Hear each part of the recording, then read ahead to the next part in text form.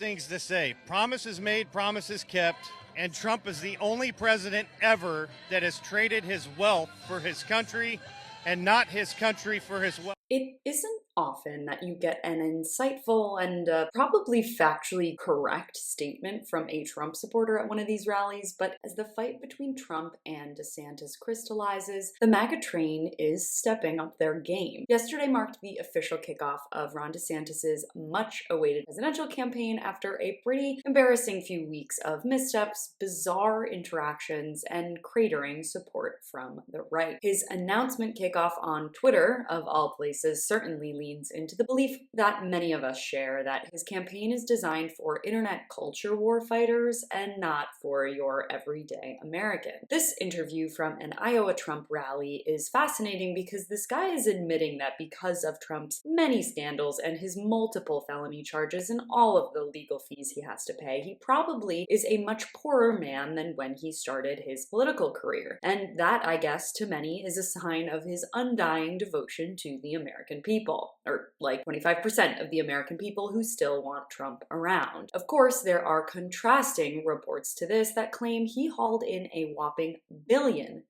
in outside revenue as president, and I'm sure it wasn't just in his ridiculous campaign fundraising merchandise like this fake mugshot t-shirt. Like it or not, it's marketing schemes like this, though, that have pulled the Trump team to the starting line time and time again, and so far, DeSantis is no match for that. What seemed like the center-right's dream just a few months ago, a pivot away from Donald Trump to someone who won re-election in a purple-ish state by a landslide, is slipping away in record time, with DeSantis' endorsement record in the gutter, his public appearances going viral for all the wrong reasons, and his authoritarian takeover of his home state. Is his campaign over before it's even started?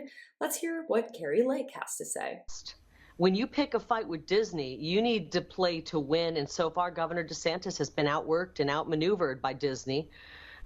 As far as I know, Reedy Creek still exists. They're still hosting trans events at their park. This indoctrination is continuing, and they're actually rubbing it in the faces of American families. You know, if you can't beat Donald Duck, how are you going to beat Donald Trump?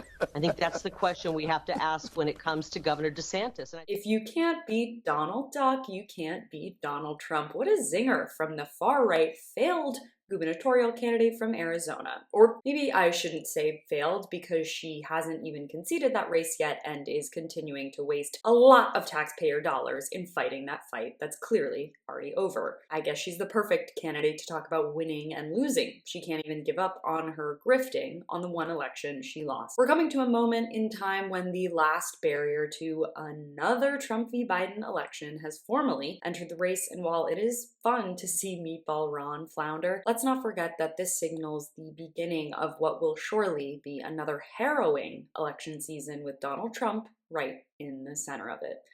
For more of my coverage on The Breakdown, stay right here. You can watch my latest video on the looming debt ceiling and the moment Trump realized he's a massive hypocrite by clicking on the link in the description box below. Thanks so much for watching. You can follow me on all platforms at CaroJohnson917.